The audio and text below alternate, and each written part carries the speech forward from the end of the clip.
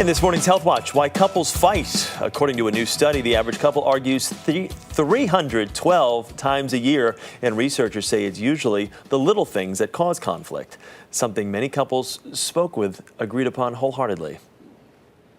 One thing that we argue about. He does ask me a lot, do I get on your nerves? So, and then I said, no, honey, you don't get on my nerves. But I know that I do. It's the number one thing on my list. Forgive me for saying it, but will not put the cap back on a toothpaste for anything. He stays home and he moves the furniture, rearranges the kitchen, and then I can't find anything. She moves stuff on me.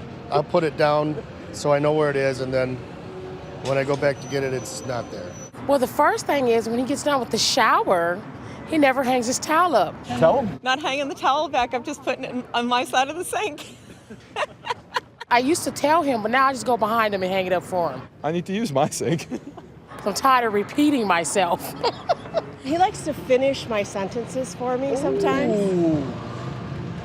That's a good one. And I interrupt too. You always complain about that.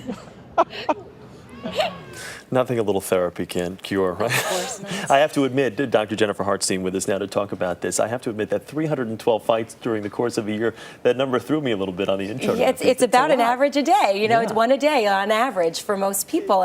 And they're talking about all these little annoyances that really, I think, lead to a lot of a bigger picture issues, you know, and that we have to think about what are those little things? Are they just the tip of the iceberg? Are they something more? And is that a bigger issue?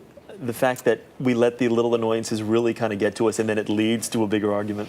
Absolutely. We let them build up and we let them build up and we let them build up. And one of the things I think that starts the problem is women go, like that woman said in the piece, right? She just goes behind and does it for him. So we're actually training our significant others not to do it because we end up jumping in and doing it. Yeah. Let's talk about some of the top issues, though, that couples do argue about. What would you say they are? Well, we do see that there's these annoyances, not putting the toothpaste cap on, toilet rolls, putting the seat down on the toilet. But the fact is, there really are bigger ticket items that they're fighting about: money, sex, parenting, extended family. Those are the things that at the end of the day are really the things that the arguments are about and that can lead to problems in the relationship. And we talk about triggers too. It could be something as much as, would you please put that mug on a coaster? And then what you're really trying to say is, why aren't you paying the bills? Or something along those lines. It's the tip of the iceberg thing. It's the thing we're focusing on. It's the minor thing that then might really open the door to a bigger discussion, but we don't know how to get to the bigger discussion, so we focus on all the little stuff that doesn't really matter in the big scheme of things. Do men and women, do they fight differently?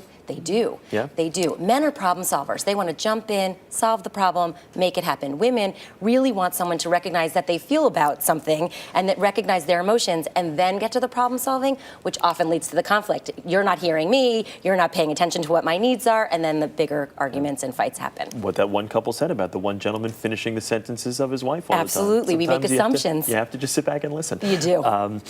The volume of fights, like I said, 312 over a 365-day period, seems like a lot, but the study does say that fighting actually is not the worst thing in the world for couples. It is not. And in fact, there's a lot of research that says fighting is actually a really good thing. It connects you. It really gets the issues on the table. It hopefully will allow you to communicate more effectively, be more intimate, and build a stronger and better relationship. You have some tips on how to resolve some issues for couples. Right. So first thing you want to do is clarify the argument. We mentioned sometimes it's just the tip. Really figure out what it is you're arguing about. That's the important part. Then you want to figure out how to take ownership. What am I bringing to this argument? Why do I care if the towel's on the floor? And if I'm having that reaction, let me figure that out. Validate the feelings of the other person. That means you have to listen to what they're saying and not finish their sentences and really recognize, wow, I see you're upset about this. And then you might go, what can we do about it? And lastly, fight fair. Don't fight below the belt. Recognize what the issues are. Be respectful of one another. It's the disrespect that leads to bigger issues. And real quickly, Thursday nights, 8 p.m., is that just kind of an end of the week thing? Things have built up and it seems like a good time? It seems that way, you know, paychecks, end of week, all that stuff might be the reason. All right, Dr. Jennifer Hartstein, good to talk to you this morning. Always great to be here. I'm not going to finish your sentence, I promise. Thanks.